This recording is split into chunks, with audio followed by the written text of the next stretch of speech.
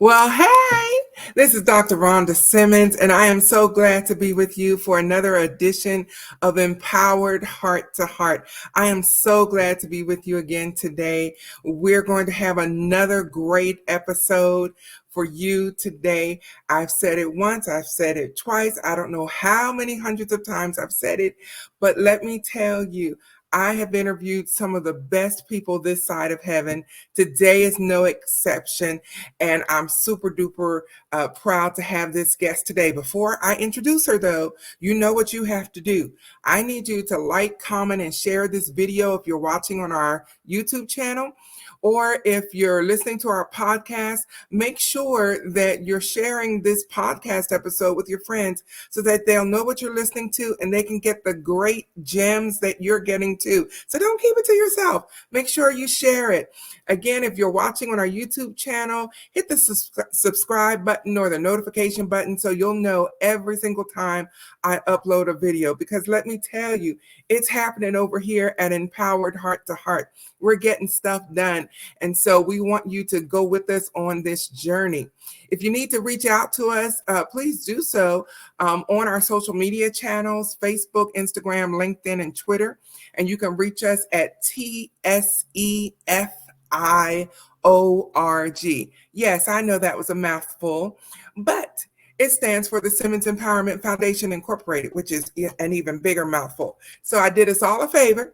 And our social media handle is TSEFIORG. So make sure you reach out to us. You can also email us. Of course, we're at whatever my email address is. There it is. All righty. info@TSEFIORG. If you'd like to be on the show, you can check us out on our website as well. If you want to be on the show, reach out to us and we'll make sure that you get a link to the pre-qualification application because we interview, again, some of the best people this side of heaven. And I believe that could be one of you. So today I am super excited because I am going to be talking to a young lady by the name of Miss Jasmine Gold. And she is a mom and a former pastor's wife.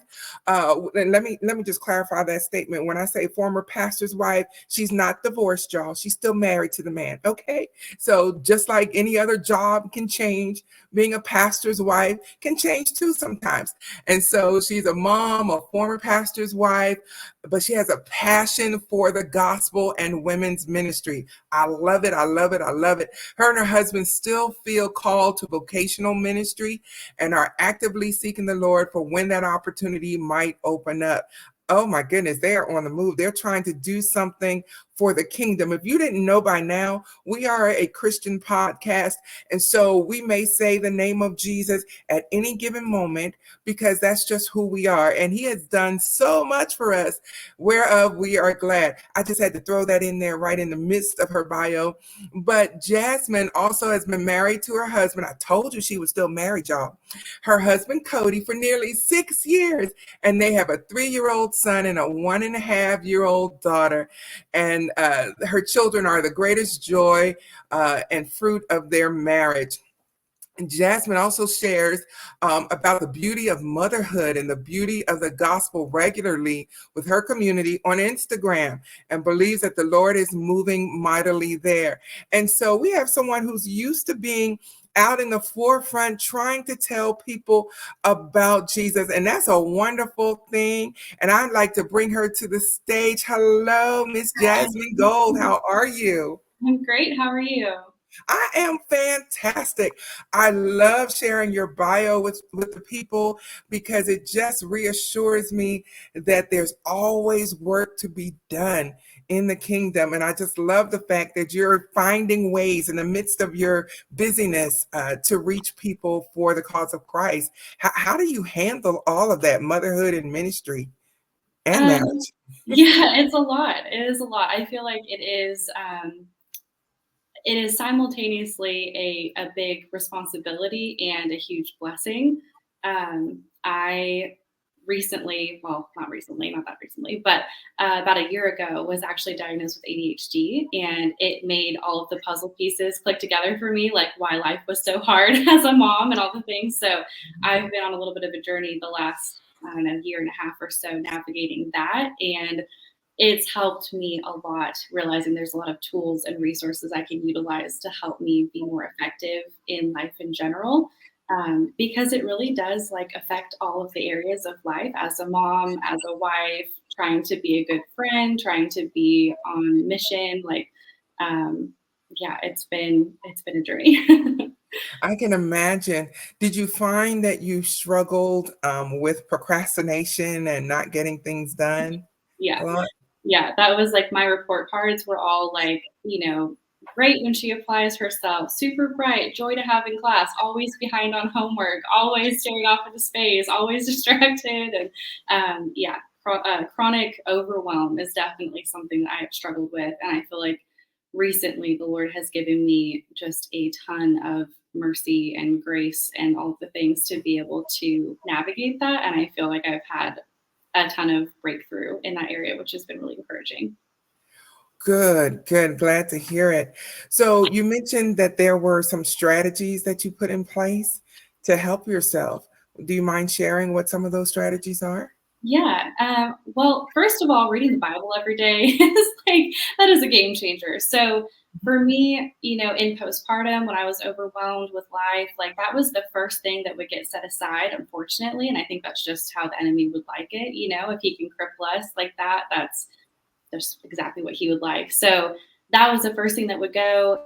And, everything else would just kind of domino effect after that. And so setting that first thing, that foundation in place makes everything else 9 times easier. So, I think that has been a huge factor for me, just being really consistent in that, getting up early every morning, being up before my kids, having a time of peace and quiet, being in the Word, even if it's 15 minutes, it makes a huge difference for me, setting the tone for the day. I notice I'm like probably 75% more productive during the day if I spend even just 20 minutes, 15 minutes in the Word before my kids are up with a cup of coffee. Like it really does change things. So that's like the number one thing I think I would say. Well, that's wonderful. That's wonderful. I've talked to so many people who have also mentioned the power of journaling. Do Mhm. you, is that a part of your routine as well?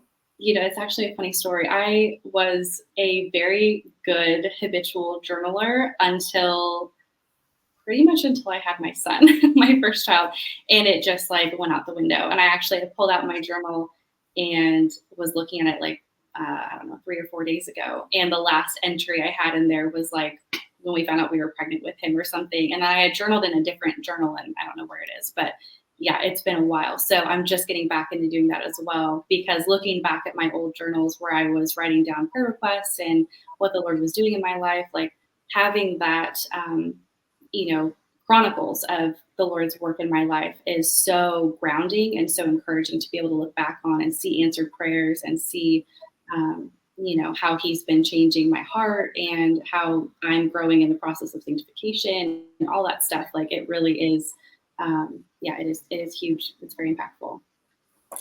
Good, good. It is so amazing that you talk about the morning devotions and that time with God. Um, I really think it kind of goes back to, Matthew 6:33 that talks about seek ye first the kingdom of God and his righteousness. It's a matter of making him that priority. Hmm. And I love how you said it brings about a peace in your life. I do have a question, with marriage and ministry and motherhood. Um, do you find now that you've added motherhood to the mix, do you find that you've had to reprioritize your life so that maybe to the outside it looks different, or I'll just say different, Yeah. and you just had to reprioritize some things? Can you talk to us about that and how that journey has been? Yeah. So before we had kids, my husband was in full time ministry as a pastor of a church, and I was very active in just community in general, very active in the church and serving often. I served in children's ministry and all kinds of different things, graphic design stuff and all types of things. But Primarily, I poured a lot of my time into fellowshipping and discipling young women in our church and meeting with older women, gleaning wisdom from them. And that was something that I just had a big heart for. Women's ministry has always been something that I've had a really huge heart for. So, before kids, I was working part time and I had a really wide open schedule. I could meet pretty much any time of the day or week that would work for somebody else. And then now having kids, I have a lot fewer windows of time that I'm available for somebody. And it's looked a lot more like getting together with other moms and trying to, mutually encourage each other in motherhood. And so from the outside looking in, I think someone might say like, gosh, do you ever do anything else besides be a mom? But I think one, that is my greatest joy is to be able to be a mom, and like discipling my kids comes first before discipling anybody else outside of our home. Um, you know, the Lord has, I get emotional talking about this, but the Lord has entrusted us as mothers with these beautiful souls that we are, along with our husbands, like we are in charge of shaping their worldview, shaping their heart, shaping their mind. We are the ones that gets to teach them about Jesus and what it looks like to be a Christian, and the beauty of the gospel. And I think that is actually one of my little motto things is like, motherhood is my ministry. Like right now, motherhood is my ministry. That is my foremost thing that I am pouring myself into, outside of my marriage. My marriage comes first. My husband, like he is my priority, but outside of that, it's my husband, then my children, and then the church, friends, family, everybody else outside of that. They are all in the third tier of my priority as far as my time, and my attention. And honestly, I think that's the most responsible structure of those things. From everybody else that I've talked to that's older and wiser than me, they have all said the same thing. So, um, yeah, I think I feel good with the structure and the amount of time that I'm able to spend with other people. I wish it was more. I truly do. And that's why my Instagram community has been so sweet, because it's enabled me to connect with other women that I wouldn't normally have time to sit down with a cup of coffee in my house with, but I can still catch up with them, and I can check in with them and message with them and, pray for them. And it's really a sweet thing. So. Yes, yes. I was thinking as you were talking that God created the family before he even created the church.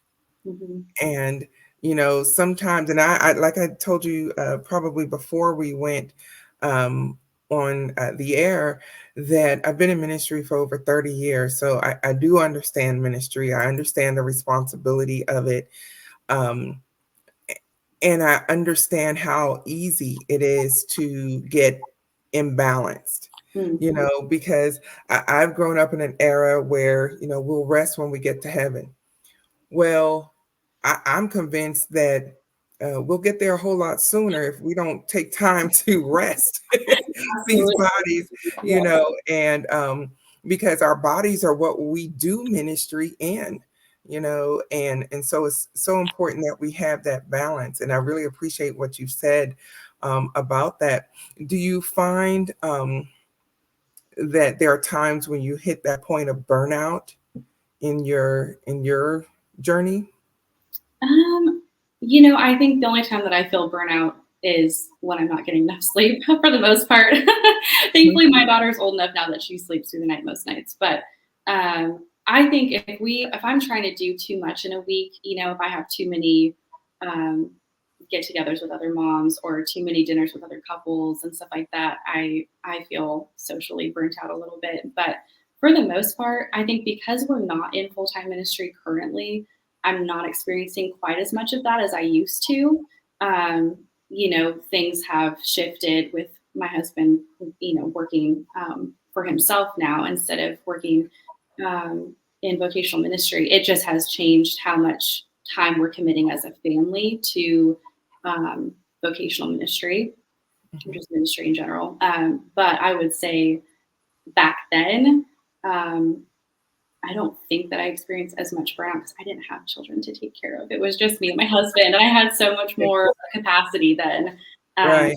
so I'll be curious to see, Lord willing, if we do get into vocational ministry, even if it's just part time or whatever in the future, how that will go. But I have a tremendous amount of faith that the Lord will give me the capacity I need to not be burnt out and the wisdom to know how to structure things so that I can keep myself from getting burnt out. I think, like you said, Rhonda, prioritizing rest and having true Sabbath, like the Lord does not want us to be, even if we're doing work for Him, we're not supposed to be working ourselves to death, like that's not actually glorifying to Him. He does want us to rest. He rested, after He created everything, He rested. So I think He set the blueprint for us, what we need. He's designed our bodies in a way that we need rest and having healthy boundaries as a family and not, I think we should push ourselves out of our comfort zone with servant heart minded, service to others, opening our home, being hospitable, but also knowing when it's time to be just a family. Absolutely. So how easy or difficult do you find it setting boundaries where you exercise the power of no? Hmm. Well, as a recovering people pleaser, the word no is a fairly difficult word for me in my vocabulary.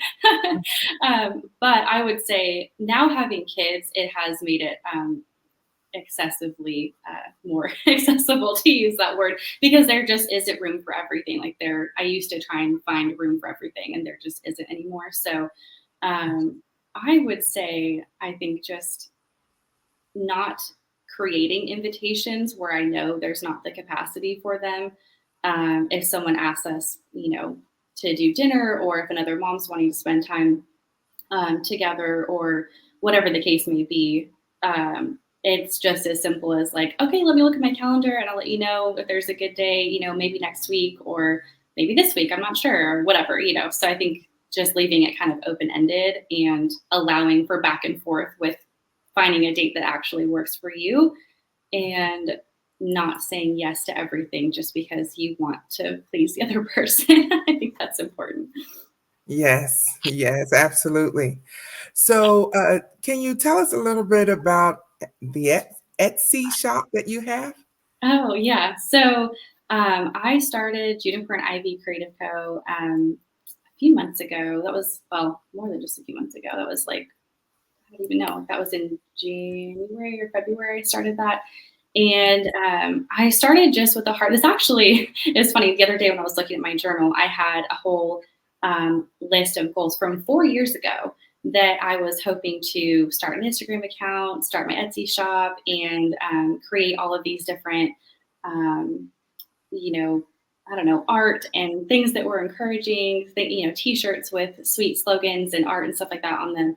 And it took me a long time to get it going because I just started it this year, 4 years after I had that idea. And I feel like the Lord was reminding me, like, I've had a little bit of a hard time. It's been a slow start with things. And um, I've been battling a little bit of discouragement with it, and like, oh, is this really like what I'm supposed to be doing? Am I just squandering my time with this?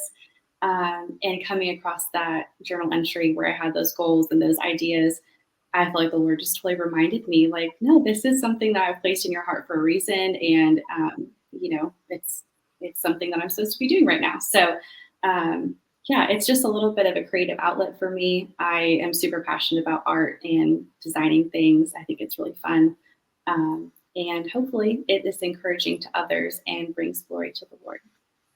Wonderful. So, Jasmine's Etsy shop is called Juniper and Ivy Creative Co. And all, yeah, yeah. So I'm asking our viewers and our listeners, check it out, get what you need there. Now, when you say art, are you referring to graphic art, or are you referring to, paintings or ceramics, or can you be a little more Yeah, specific? yeah. So I have done a little bit of my own graphic drawing design with a couple of different designs. Right now, I think there's only one I'm still in the process of uploading all of the different products that I've designed. I'm using a um, I forget the name of it right now, but like a print on demand service because I don't have the capacity to make a bunch of garments in my own house right now. Nor do I think I ever want to do that because that's a big undertaking as far as equipment goes. So I use a supplier and they print my designs for me and ship them directly to the customer, which is really great. And the products themselves, I have t-shirts and sweatshirts and hats, and there's a little bit of a like country music, Western influence on some things, and then everything else is a little bit Little Women, Little House on the Prairie kind of vibe with like homemaking, motherhood. Like it's all very like I love florals and things like that. So that's kind of the idea. It's very like antique inspired, and I'll do. There's actually open domain art that you can get copies of, like old like Van Gogh paintings and stuff like that that you can get. So I'm planning to use some of those to put on canvases with some scripture and like shirts and stuff like that. So I have a lot of ideas in my head that I'm working on lots of things, but for right now, it's mainly shirts and sweatshirts and hats. Sounds beautiful. Sounds absolutely beautiful. As we wrap up, Jasmine, one of the things I love about talking with you and getting to learn more about you is that you are showing us through your life that when we take a by any means necessary approach to sharing the gospel, we'd be amazed with how God can use us and how he can take the talents that we have and use it for his glory. And I love how your creative side is coming out in your Etsy shop and how you're sharing the gospel with other moms. You're finding a way. I love that. I love that. And so when you go to sleep at night, do you feel fulfilled? I do. Yeah, I do. I think primarily I feel most fulfilled in my marriage. The support of my husband and his care and leading of our family is very fulfilling. And my children are the sweetest things. And I feel, yeah, tremendously grateful. We have a very, very blessed life. We have been given so many gifts of the gift of salvation primarily, and then this cute little house that we live in, our beautiful kids, and yeah, just the freedom of living in America. We have a lot of gifts, and I'm very grateful for all of it. Well, I am grateful for you being here on the show today, Jasmine, and I really appreciate you taking the time out to talk with us, to let us know that ministry, marriage, motherhood uh, can still all be used for God's glory, and you can still do something powerful in the kingdom. And thank you for sharing your gifts with us today. Thank you so much. Thank you so much for having me. It's been so fun talking with you. Absolutely. If you'll just sit tight, I'll be right with you as soon as I wrap up the show, okay? Thank you. Oh my goodness. I have enjoyed talking with Mrs. Jasmine Gold. She is truly golden, in that she is doing a work for Christ right in the season of life where she is. So many times as humans, as women, especially sometimes we get this Wonder Woman syndrome where we can do it all, we can have it all, no matter if you add children to the mix, we can still go at the same pace as we've all been doing. And you and I both know that's not the case. You know that life changes, seasons change, and we have to adapt to them. And Jasmine has shown us that as your life evolves into going from marriage to ministry to motherhood, find a way. Take time in the morning to spend time with God and get direction from Him, and He will direct your paths. I believe that's a scripture, Proverbs chapter 3. It says to trust in the Lord with all your heart and lean not to your own understanding. In all of your ways, acknowledge Him, and He shall direct your paths. He'll tell you how to do, He'll tell you what to do, He'll show you opportunities that you may not have even been aware of, that you can still do something for Him and have an impact on your community, no matter where you are. So I encourage you Start praying first and seeking God and finding out, what can I do in this season of my life? I promise you, He'll give you an answer and He'll open up your eyes so that you can see the opportunities around you. So until the next time, be blessed, be encouraged, but most of all, be empowered. And I'll see you on the next edition of Empowered Heart to Heart.